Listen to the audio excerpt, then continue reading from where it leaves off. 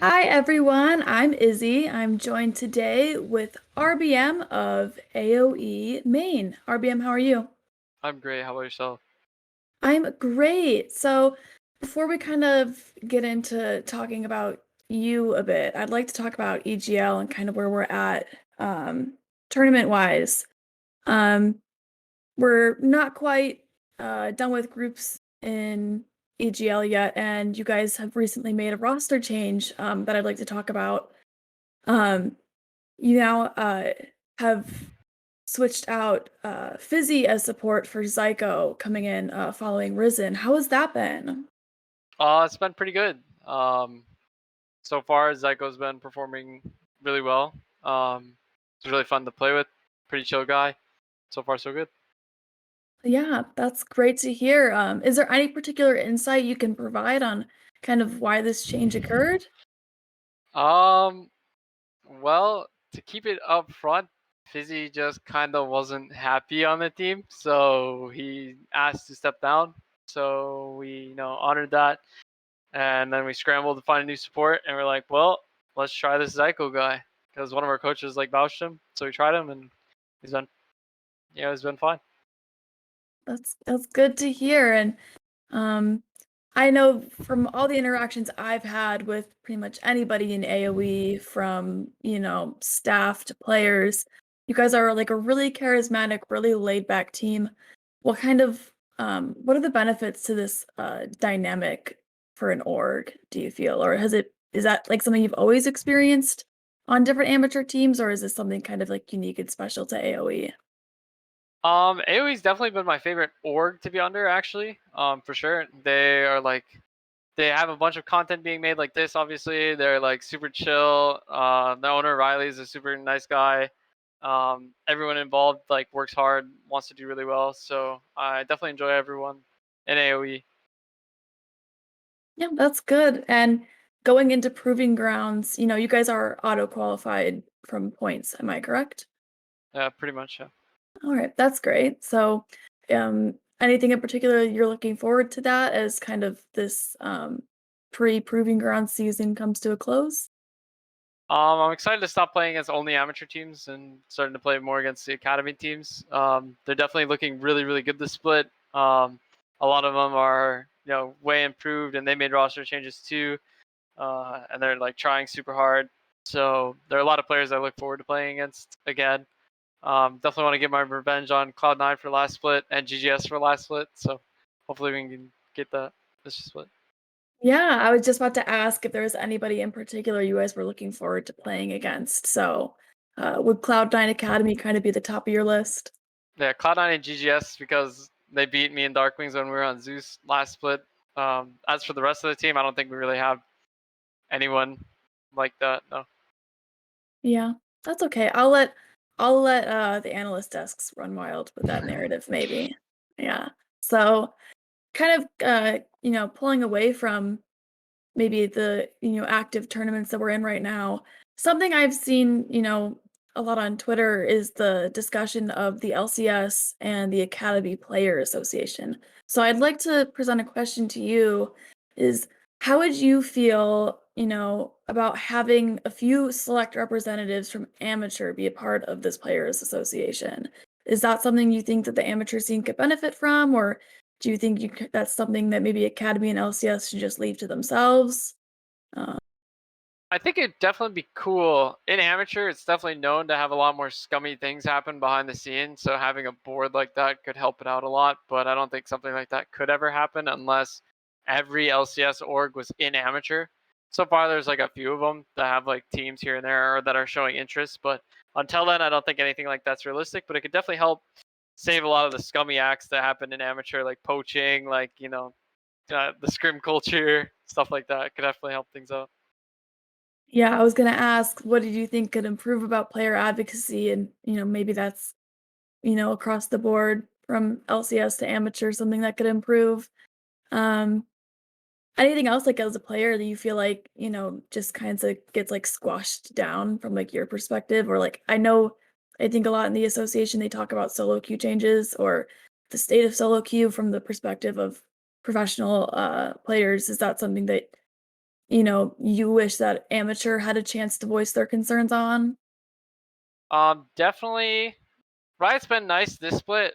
With listening to a lot of the complaints of last split, where last split the schedule was completely brutal. You played matches like 4 times a week, and like it was really hard to actually scrim and practice because you're just it's match, match, match, match. Like almost four out of 5 days in a row is matches, and like if you ever wanted a day off, it was really rough. As well as I'm a full time student, so it was like I got to do my school and do all my matches, so that was like crazy hard.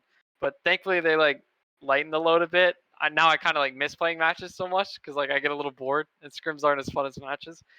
So I guess the only changes I would really ask for them is um, if every LCS org was like involved, there would be like a more structured league for it, and there would be like a base minimum pay because the amount of time that a lot of people have to invest is crazy. Like last split on Zeus, we weren't paid because our org got banned, so we were all playing for free, and like we were putting in close to like 50 hours a week in just scrims and matches, and then like not even counting solo queue. So it was just like a huge investment and not a lot of like financial gain. So something like that could help people actually want to get involved more, especially instead of doing stuff like streaming or boosting that would pay you.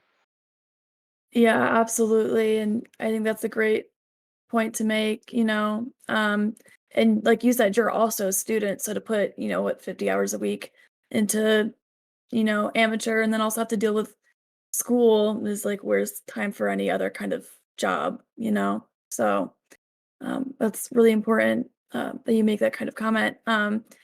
So kind of shifting away from, I guess, that sort of conversation, maybe we can touch a little bit more on that, player life balance later. There's also a lot of discussion lately in the community about what the role of a coach is. What do you think is, the role of a coach, and what are some of the holes in coaching kind of from the LCS down to amateur? Um, Back in the day of like amateur and collegiate and stuff, your only requirements for being a coach is basically have Discord or Skype installed. So things have definitely gotten better. Um, there's a lot of debate about what makes a good coach and what makes a bad coach. Personally, I'm in the eyes of the retired players are going to make better coaches than actual coaches. This just because they know the lifestyle of a player better than someone that's not actually a player ever would know. But in amateur stuff like this is really rare, and it's usually just a couple random guys. And like there's massive coach differences like between teams where like one team just has a coach that's super high level, something like No Org last split where they had Stunt and Zig, and then you just compare that to the rest of the field that just has no one else has any experience. They never worked in LCS. They don't know anything about it, and it's like yeah, these guys have been playing the game professionally for 4 years, and now they're coaching this group of 5 players that belong in professional play. It's like yeah, you get massive differences that can make a lot of games pretty hard to win, and it helps certain players that aren't actually as good of you or as good as you at a certain time become better than you later on, which is Yeah, really cool. absolutely. And I think the like disparity in level two from the player to the coach, I think probably causes some issues. Um, when there's like a different fundamental understanding of the game from an experience standpoint.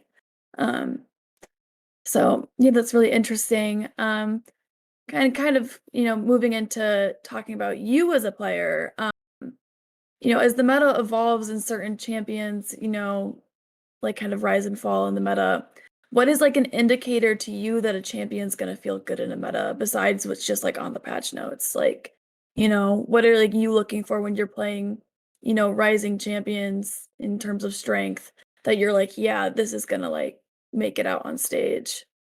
Yeah, I play a lot of champions, huh? I mean, I think a lot of the time when I'm trying to figure out, all right, what's going to be good, you also have to take into consideration what's already good or what's not getting changed, and then what's good against those kind of champions. Something that I've been begging my team to play for the longest time that's finally getting picked now is Tarek. That champion is so broken; it never got changed at all. But everyone is just drafting 15 melee champions that have to dive, and Tarek just absolutely destroys those champs. And so everyone's starting to play it now again. And then you know, keeping up with the patch notes obviously super important, and watching other regions definitely the best ways you can learn in meta. Yeah, for sure. I know that Tara came out in the LEC a couple weeks ago, and that was really strong. So, um, now in terms of the champions that you play specifically as a jungler, are there any like common characteristics that you particularly like in a jungler? In terms of like your comfort champions, or is it just kind of like depends on the champion? For me, I definitely want champions that want to scrap, fight around my teammates, especially. The only one that's like not to fight on my own is Sejuani that I like to play because it's really OP with the everyone's playing melee champions, so Sejuani's good against them and good with them. So the champ's like pretty good. Other champions that I like to play that are fight on their own kind of style, like Kindred, where you just get to invade Diana, is super OP. Kha'Zix, I finally got to play in a match again, so stuff like that. Yeah. And, like, what are, like, maybe, like, your top 2 comfort picks of all time? Just, like, the champions that just feel the best to play, kind of no matter where they're at in, the meta. Number one is definitely Kha'Zix. That champ, I was like a one trick. Like in the past, I was like Kha'Zix one trick, and that's how like people knew me as Kha'Zix one trick. So I really like when I find like angles in draft where it's like, yo, if I pick Kha'Zix here, the game is just instantly over. By the way, and then my teammates will be like, okay, we trust you no matter what. And then my new favorite champion that I get to play, not as much as I wish. I guess it's Viego. That champ is insanely fun. You get to show off all your mechanics by being able to like pick up the other champions and then show how good you are at their champions' abilities too. Like it feels so good, like styling on someone after you kill one of their teammates with their teammate's champion. Then they get mad. They're like, "Dang, that guy's better at that champ than my teammate is piloting it already." Like something like that. Oh, that's so fun. I love Viego. So Viego Yeah. Kha'Zix for sure. I can imagine, yeah, that's, like, why Viego's so popular at, like, the higher levels of play. Because certainly for me, I'm not styling on anybody with any champs, much less, like, every champ in the game, pretty much any combination. I think I would, like, fish out of water, be terrible. Um And where is like maybe like aside from the comfort, where is, any champions in particular that you've struggled to grasp as they've gotten strong in the meta or like any particular areas of growth like in your time as a league player that have been particularly challenging skill um, wise? and in terms of like getting bored last split, I hated it so much. It was the worst split I ever played. Every game is Udyr Hecarim Lilia. I could not stand it. In terms of not being able to like actually play it, my Fiddlesticks is probably the worst Fiddlesticks on the whole server. Like it's not even close. I don't know what's wrong with me, but like I think it's because I want to scrap all the time, and my ideals around how I want to play jungle just don't fit with the kit of the champion. Because Fiddlesticks can't scrap anyone. Like he's just straight up trash. So, but like the champ is so ungodly broken in like team fighting and like scaling the game out. Like more people should play it. That champ's 100% not balanced, and I just can't do it. Pukar makes fun of me all the time. Faisal is like, I was trying to practice like Fiddlesticks jungle clears in practice tool, and Faisal was like egoing on me about how easy it was. Like I'm just getting bullied for not being able to play it. Yeah, what would I have to pay you to lock in a fiddlesticks in a That's competitive match? not too much money. That's fine. No? I'll send Uh, that. I don't care. yeah. Yeah, for a check. Yeah, Yeah. that's nothing. Yeah, okay, absolutely. Now maybe a little different topic. If I may ask, are known to be dating a wonderful, amazing, beautiful, show-stopping, talented grandmaster support who unfortunately faces a lot of sexism and hate from the internet. I don't want to necessarily say that it's our community. What do you kind of feel about sexism in the industry, and has it been something you've learned more about as you've cared and been able to empathize for somebody that's gone through it? Oh yeah, definitely. Definitely. I've heard a lot more about it than I ever had before. And like I already knew like it exists and stuff, like it's there, but you don't like experience it as often, right? Because first of all there's not like a lot of girls in like super high elo. So like you don't play with them a lot. I also like have had chat off for like quite a while, so like I don't see anything people write, but like when I play with her, like it like happens like way too often. Like once every like 4 games, someone will just like make a personal attack or like an attack on her gender, and it's like, bro, like, why? What's wrong with you guys, man?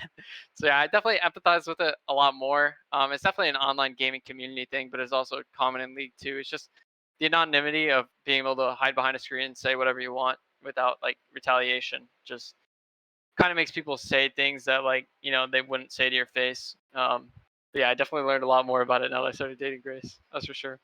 Yeah, it's different when, you get to watch somebody that you care for deeply experience that stuff, and that's something I've even learned as, like, a woman, and you think that I'm on the receiving end of it, but as I, like, get to know other women that experience that stuff, it's, like, changes your perspective a bit, so, kind of as a follow-up, do you believe that players in the professional scene maybe have any kind of social responsibility to be good people?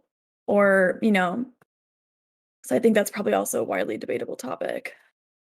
For sure. I mean, to certain extents, right? Like, I don't care too much of the guy like flaming your play, like ever. I don't care if the guy's like spam pinging me because I grief to gank, like whatever. But like, once you make it like personal attacks, and like pros do this stuff too, especially on like Riot accounts that that you can't really track their names. It's usually not NA pros; it's mostly like Latin America pros and stuff like that. But like people do it, and it's like it's really scummy and lame. Like, bro, it's a game. Like, just the like if you want to play me for gameplay, sure. But if you want to take the like personal attacks, like you're kind of just like sad. So it's like when you see someone experiencing that outside of yourself, it even like it makes you even more upset because it's like you like for me, I want to like defend her and be like, "Yo, what is wrong with you, man?" But like I also have to like uphold good behavior too. So it's like pros should be held to a higher standard than regular people or like regular players, obviously.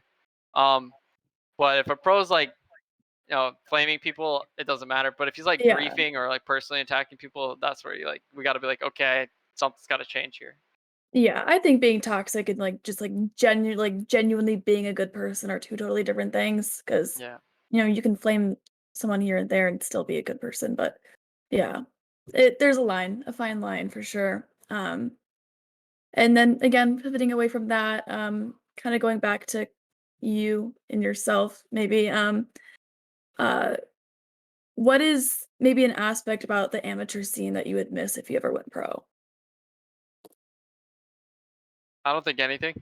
Anything? No. Yeah, you're just like, "Full send it, take me to Yeah, pro." maybe like having matches more often than scrims because like I like playing the matches a lot more than I like playing scrims because like in scrims people like do stupid things and it's like not as like if you just like watch someone do something and like that guy would never do that in a match like he's just griefing like and I hate that stuff because it's like I'm not actually learning as much as I should be learning just because I see that this guy's making a blatantly obvious mistake. There's no way he doesn't see it. So like other than that, I don't think I'd miss anything except for like the people. But you'd make new connections there, right? But Yeah, and ideally, everybody's on their way up, yeah, so, yeah, but you mentioned that, like, in scrims, people do stupid things, but I'd wager that I've watched some amateur matches where questionable decisions were made, yeah. and I mean, not it to call depends who you anybody watch.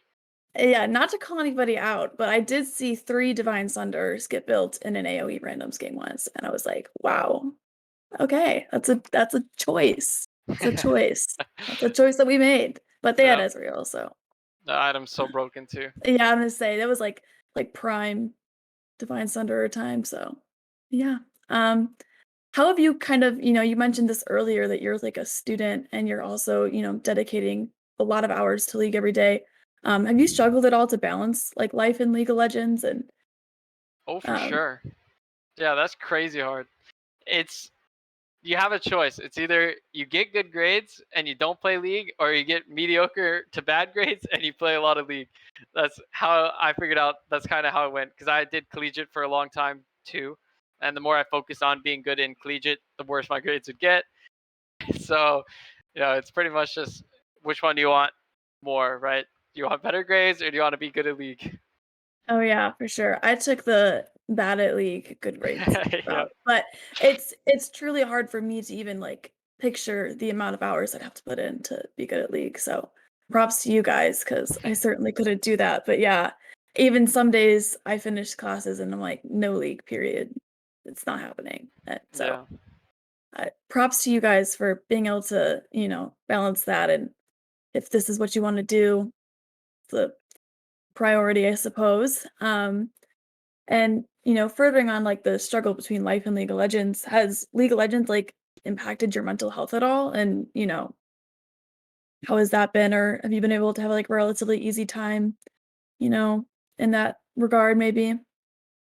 Oh, for sure. I mean, League is like you put a lot of time into it, right? And if you like I've definitely been like depressed over League. I've been overly happy over League. Like it's brought a lot of highs and lows to my life for sure. Just because like you put your like heart into something, no matter what it is, like if it goes good or bad, it's gonna affect you a lot, and for like a decent amount of time too. Um, Especially like when the season ends, like if you end on a loss or like you lose to a team like you shouldn't lose to, you'll be filled with regret for like so long to where you need to turn that regret into motivation to be better again. But like it breaks you down pretty hard, which is rough, but you do what you got to do. Yeah, absolutely. And yeah, I was gonna say, I hope you're turning that regret into momentum to get better because, yeah, I've been there. Um, Now, as a kind of final question, if I was a scout and you only had 1 minute to sell all the great things about you as a player, what would you say? I tell him to ask Leota. He's got me. Yeah, not even you? No, Leota's got me. He can gas me up.